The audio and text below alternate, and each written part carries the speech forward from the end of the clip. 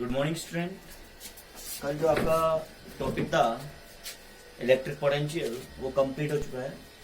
उसी को next continue करते हैं इक्विपोटेंशियल सरफेस और रिलेटेड विद इलेक्ट्रिक फील्ड के साथ। ठीक है, तो आपका फर्स्ट टॉपिक है इक्विपोटेंशियल सरफेस।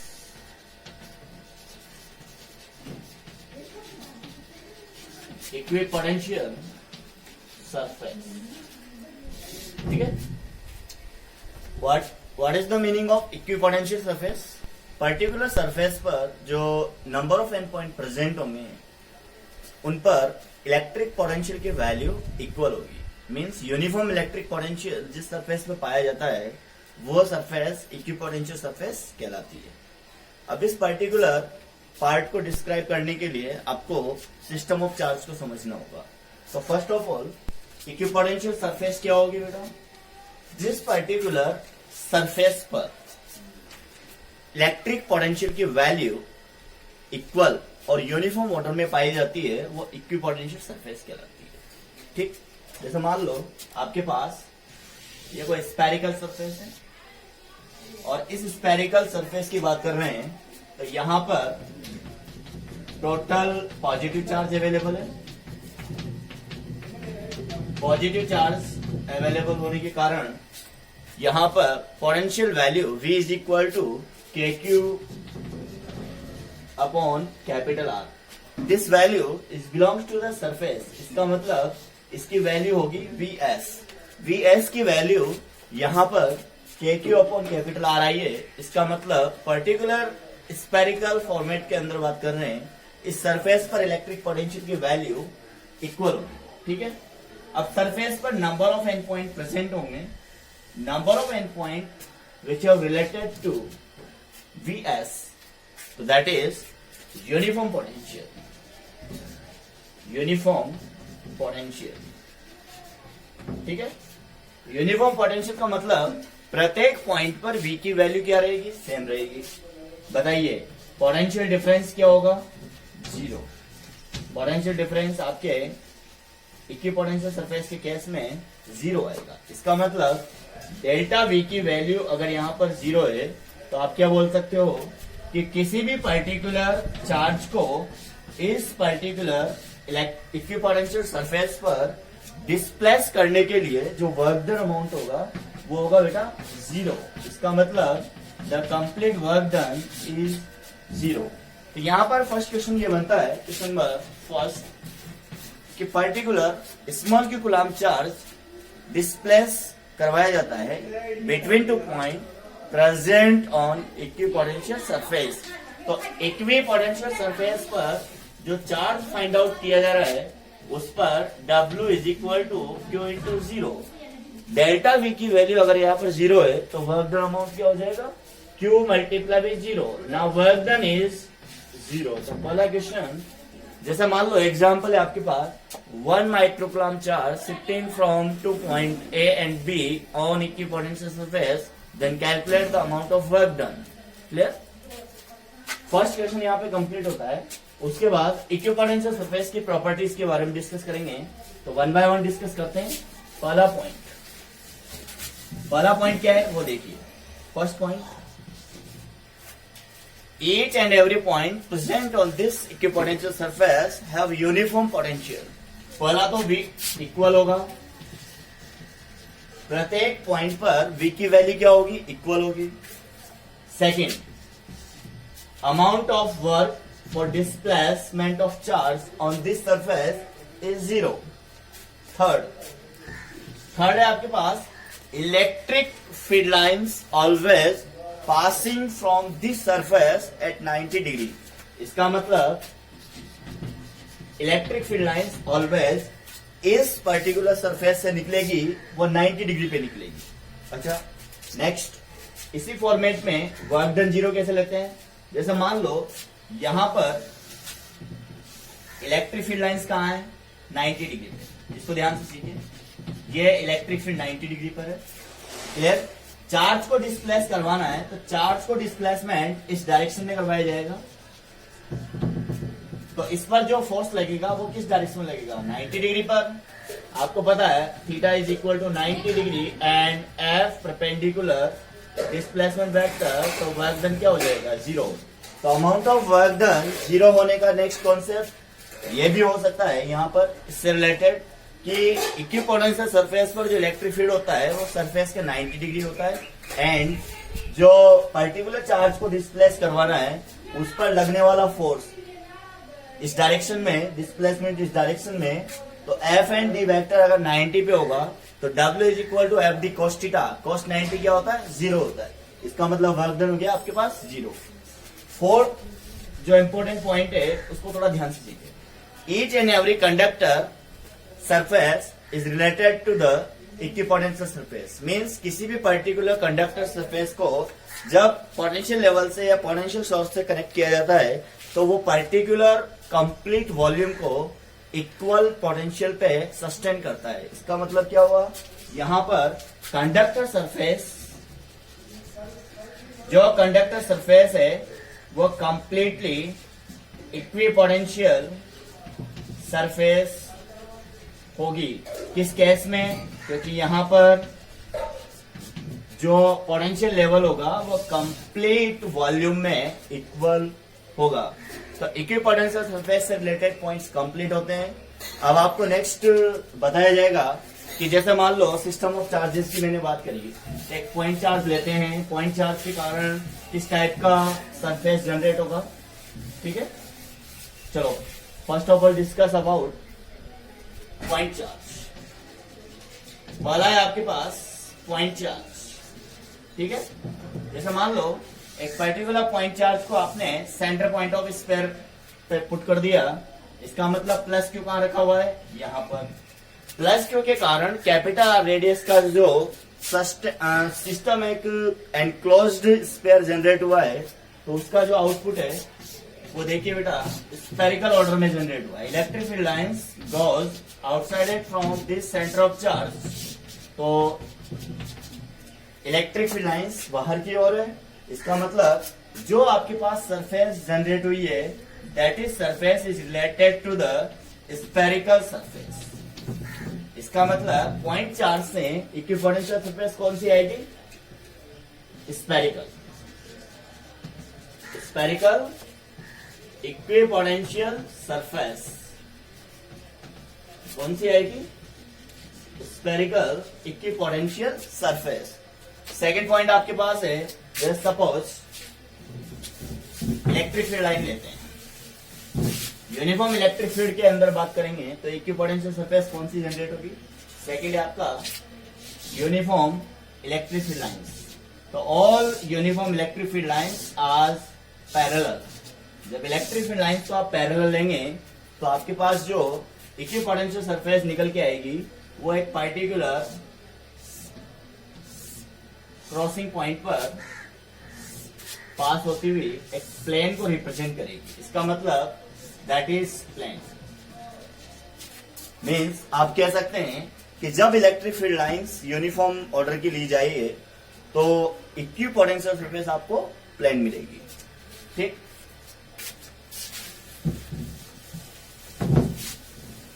थर्ड है आपका लीनियर चार्ज। लीनियर चार्ज के केस में डिस्कस करते हैं कि इक्विपोटेंशियल सरफेस कौन सी, just that is lambda coulomb upon metre. Suppose यहां पर एक लीनियर चार्ज्ड वायर लिया और इस पर जो चार्ज फॉर्मेट है वो लैम्डा कूलम्ब अपॉन मीटर है।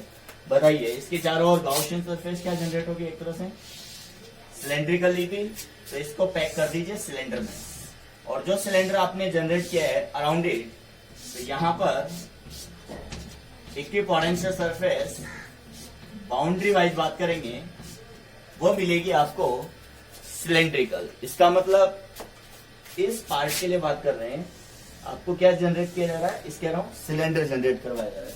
तो यहां पर इक्विपोटेंशियल सरफेस कौन सी होगी बेटा, सिलेंडर, सिलेंड्रिकल, ठीक है। और एक दो ग्रुप आपको नोट्स में वैसे ही भेजे जाएंगे, जैसे मान लो कॉम्बिनेशन ऑफ चार्जेज है प्लस माइनस के साथ या प्लस प्लस के साथ, तो बेसिकली इक्विपोटेंशियल सरफेस कैसी बनेगी वो आपको ग्रुप में नोट्स में भेजे जाएंगे, ठीक है।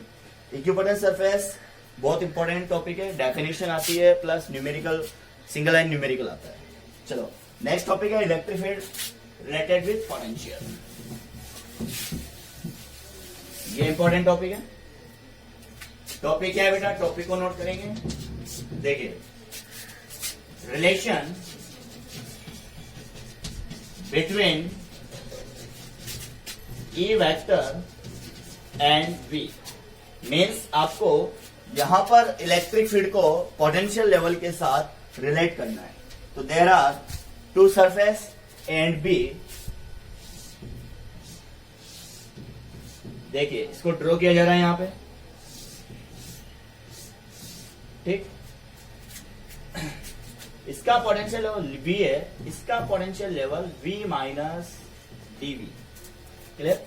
ये A है और ये P है। दोनों के ऊपर पॉजिटिव चार्ज है, ये पॉजिटिव चार्ज है, ये पॉजिटिव चार्ज है, ठीक है। ये भी आपके पास पॉजिटिव चार्ज है। बहुत सरफेस है वो, equal type of potential level. तो electric field lines completely passing in the normal direction. Electric field lines कहां जा रही है बेटा, ऊपर की ओर जा रही है। Clear? A charge capital Q या फिर small q shifting from B to A। अब आपको पता है, सपोज को चार्ज है, इसकी वैल्यू आपके पास स्मॉल q है। डायग्राम को ध्यान से सुनिए। इलेक्ट्रिक फील्ड लाइंस जब अबव डायरेक्शन में, तो लगने वाला फोर्स कहां लगेगा, ऊपर की ओर। पर्टिकुलर चार्ज को आप अगेंस्ट इलेक्ट्रिक फील्ड शिफ्ट करेंगे, मीन्स चार्ज दिया गया चार्ज आपको B टू A लाना है। क्लियर? इलेक्ट्रिक फील्ड के कारण इस पे जो फोर्स लग रहा है वो लग रहा है ऊपर की ओर। क्लियर? F वेक्टर की वैल्यू क्या होगी, क्यू ई वेक्टर। तो साइड में नोट करेंगे, F vector is equal to Q E vector. A and B surface के कारण जो इलेक्ट्रिक फील्ड जनरेट हुआ है वह इलेक्ट्रिक फील्ड कहां पर है, अपर डायरेक्शन में। अपर डायरेक्शन में जब इलेक्ट्रिक फील्ड है तो चार्ज को वो कहां ले जाएगा, अपर डायरेक्शन में ले जाएगा। A टू B मूव करेगा, लेकिन अपने को उसे B टू A लाना है। ठीक है, B टू A शिफ्टिंग करेंगे तो फोर्स जब ऊपर की ओर लग रहा है तो डिस्प्लेसमेंट कहां होगा, नीचे की ओर। इसका मतलब वर्क डन क्या हुआ, work is equal to F D cos theta. Clear? यहां पर जो डिस्प्लेसमेंट है वो पार्शियल डिस्प्लेसमेंट है, इसलिए आप इसे डिनोट करेंगे F D R cos theta. Clear? Theta की वैल्यू 180 डिग्री। इसका मतलब जो वर्क डन होगा वो आपके पास हो जाएगा बेटा F D R माइनस का 1 इसको माइनस डी आर। क्लियर? इसको अगेन नोट करेंगे, W is equal to minus Q E D R. F को वैल्यू वाइज आपने पुट किया है, माइनस एफ की value Q E vector multiply with D R. Equation number first. Clear? अब charge shifting के case में बात करें, work done is equal to the product of charge value with potential difference.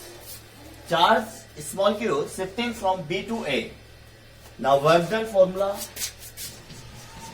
B to A के लिए बात कर रहे हैं, ये हो गया small q VA minus VB। Clear? ये सेकेंड पार्ट है, VA minus VB। VA minus VB की जो वैल्यूएशन है वो वैल्यूएशन डेल V को रिप्रेजेंट करेगा। इसका मतलब the work done B to A is equal to the Q dV। Question number second.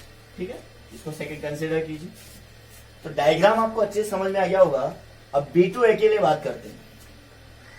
B to A VA और VB का डिफरेंस dV कैसे है, देखिए। VA की वैल्यू में V पुट करूंगा, VB की वैल्यू में V माइनस dV पुट करूंगा, तो इन दोनों का जो मेजर डिफरेंस है वो क्या आएगा, dV आएगा। इक्वेशन फर्स्ट एंड सेकंड को बराबर कीजिए। इक्वेशन फर्स्ट और सेकंड को बराबर करेंगे तो इक्वेशन फर्स्ट एंड सेकंड से सोल्व करने पर। चलो इक्वेशन फर्स्ट एंड सेकंड से सॉल्यूशन लेते हैं। तो Q A dr is equal to Q dV। Q से Q cancel out, what is the value of E minus dV by dr। What is the electric field related with potential. Magnitude level में आपको E की value मिलेगी minus dV by dr। Clear? इसको vector format में आप represent कर सकते हैं, लेकिन फिर आपको इसको रिप्रेजेंट करना पड़ेगा पार्शियल ऑर्डर ऑफ डिफ्रैक्शन। तो E is equal to minus dV by dr with r cap, ये आपका वेक्टर फॉर्मेट होगा। देखिए यहां पे इंपॉर्टेंट पॉइंट क्या है, इंपॉर्टेंट पॉइंट ये है कि आप इसे इलेक्ट्रिक फील्ड के रूप में लिखेंगे तो minus del by del R of V of r cap. Del V upon del R will be convert. Del V upon del R will be convert del by del X I cap plus del by del Y J cap plus del by del Z K cap। तो V का जो X Y Z format है उसको आप partial order diffraction में put कर देंगे। जब आपको X के रेफरेंस में सोल्व करना है तो Y Z को कांस्टेंट लेंगे। जब आपको Y के रेफरेंस में सोल्व करना है तो x एंड z को कांस्टेंट लेंगे। जब आपको z के रेफरेंस में सॉल्व करना है तो x एंड y को कांस्टेंट लेंगे। तो इस पे आपको न्यूमेरिकल मिल जाएगा। ये आपका रिलेशन है between electric field and potential level. तो दो टॉपिक तो ये क्लियर होते हैं। थर्ड टॉपिक है आपका electric potential energy of charges combination.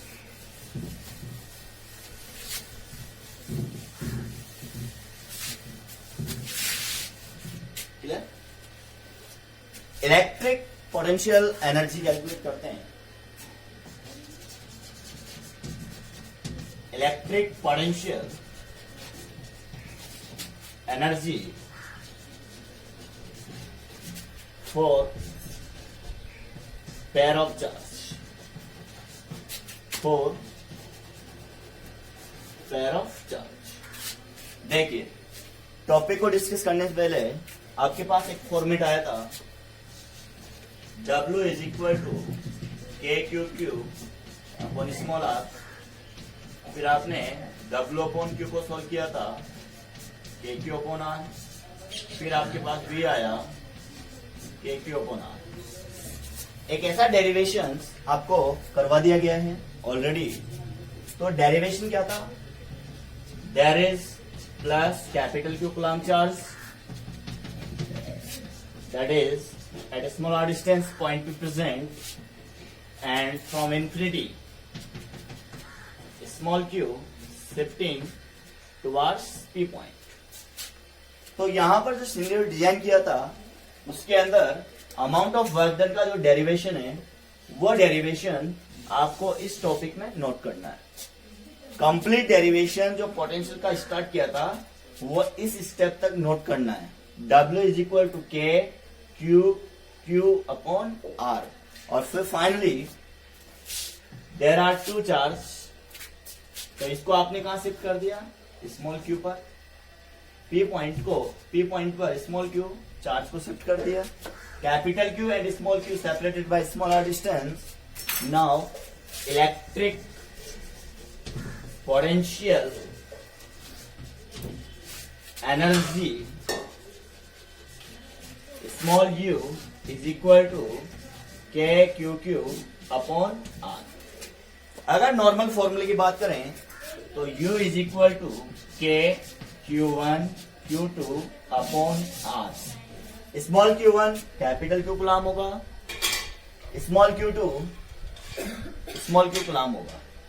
Are separation है इसलिए आर गैप लेंगे तो u की वैल्यू आपके पास आएगी के Q1 Q2 बाई आर।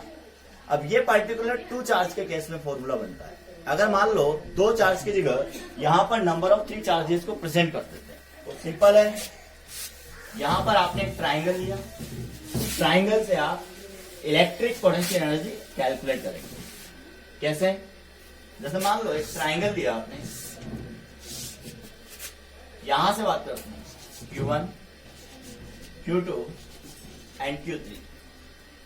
यहाँ पे जो वैल्यूएशन होगी वो R12 लेंगे, यहाँ पे जो वैल्यूएशन होगी वो R23 लेंगे, यहाँ पे जो वैल्यूएशन होगी वो R13 लेंगे डिस्टेंस की। क्लियर?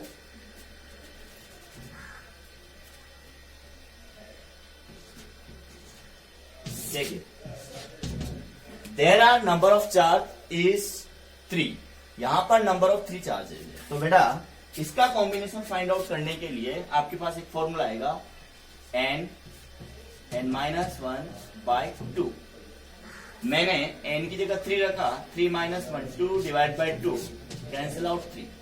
इसका मीनिंग क्या हुआ, यहां पर नंबर ऑफ टर्म्स आपके पास कितनी आनी चाहिए, 3 आनी चाहिए। लीजिए सबसे पहले Q1 Q2 को सॉल्व करेंगे, तो K Q1 Q2 upon R12 plus फिर सेकेंड एंड थर्ड को लेंगे, तो K Q2 Q3 upon R23, फिर थर्ड और फर्स्ट को लेंगे, तो K Q1 Q3 upon R13।